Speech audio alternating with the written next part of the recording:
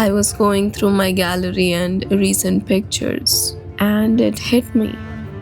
I can't believe how fast this year went by.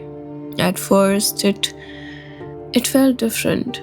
It felt slow and meaningful, like I was actually present for every sunrise, every conversation, every small shift. But then, somewhere in the middle, the rhythm changed. The pace picked up, and I couldn't keep my feet on the ground. Months started blurring into each other, and now, here we are, already in the final stretch of 2025. I look back and those last few months, October and November specifically, they felt heavy. They were intense. It was too much travel and not enough rest, and a constant quiet but strong noise happening in my head. I've been physically tired, yes, but more than that, I've been mentally stretched and drained at the same time. As I've been trying to cope and navigate through this difficult phase, I felt this sudden, undeniable urge. I didn't want a new adventure. I just wanted to go back. I wanted to return to a familiar place. I wanted to go back to where it all started for me, to the place where I experienced the mountains for the first time. Usually, I'm the person who is open to every possibility. I'm genuinely excited to see the world, to find the unknown, to push my boundaries. But there's another side of me too, a side that chooses familiarity over the unknown. Because there's something deeply comforting about returning to a place that already knows you. It's a specific kind of warmth. It feels less like a trip and more like coming home. I've realized lately that life is really just a series of balances. It's about knowing when to be open and when to explore. But just as importantly, it's about knowing when to choose comfort instead. There is a certain kind of wisdom in listening to yourself in the moment, in admitting when you're too tired for the new and just need the known. That realization that it's okay to go backwards to move forward. That's what makes all the difference for me. So I packed my bags, not for a discovery, but for a recovery. I'm going back to the mountains. Kasar. This specific name that when I hear it gives me goosebumps in the best way possible. It's a name that feels wonderfully strong, yet at the same time it brings up this wave of vulnerability. Maybe it's because of the memories tucked away there or the experiences that shaped who I am, but to me, going back there felt like going home. As the exhaustion of the year peaked, this wasn't just a casual desire anymore. It became a desperate need. I didn't just want a break. I needed to be alone. I needed to be on the mountain that already knows me. I needed to be in Kasar. There's a soul to that place that matches my own. When the world feels too loud and my mind feels too drained, Kasar is one of the many places where the silence actually says something. It's where I don't have to introduce myself to the landscape. The trees and the trails already recognize my footsteps.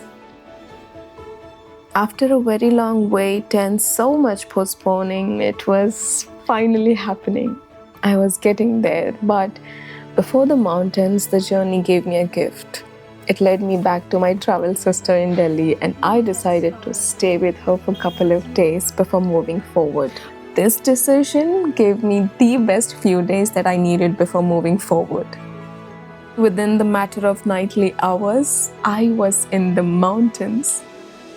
I looked out at the very peaks that were once so scary and unknown to me, but not anymore. It was early morning and I was as happy as any human being could ever be. I'm on the mountains that would be my home for next 30 days. Ah.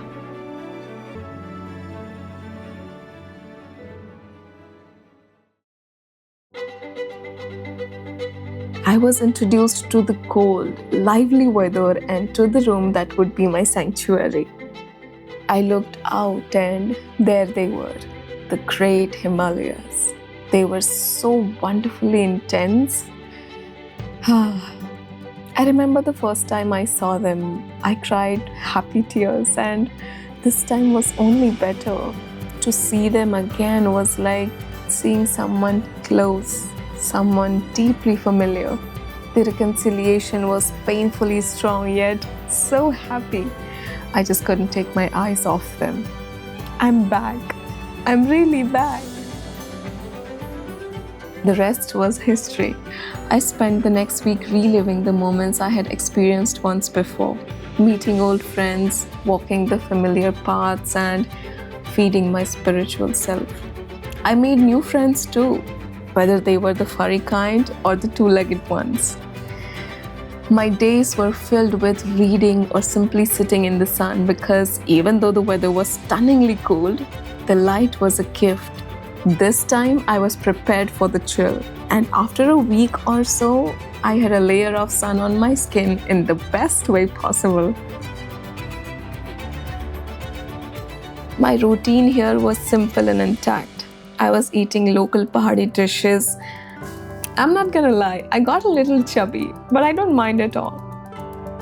I've realized that I'm someone who prefers to occupy a space for a long time without the pressure of seeing it all. I'm perfectly okay to miss out. I'm okay to be the boring one. I think I would much rather place my roots in a place, make friends with the locals, and exist there as a family member would.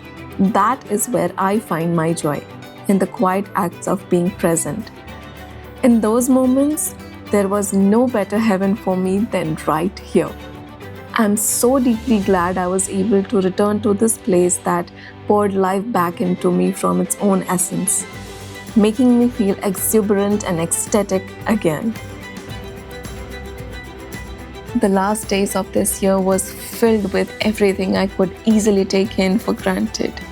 Love, compassion, vulnerability, and a slow unfolding of peace and joy. Happy 2026, everyone. Here's to another wonderful year of listening to ourselves and finding our way back home. Thank you so much for watching. I'll see you again in my next one. Until then, bye.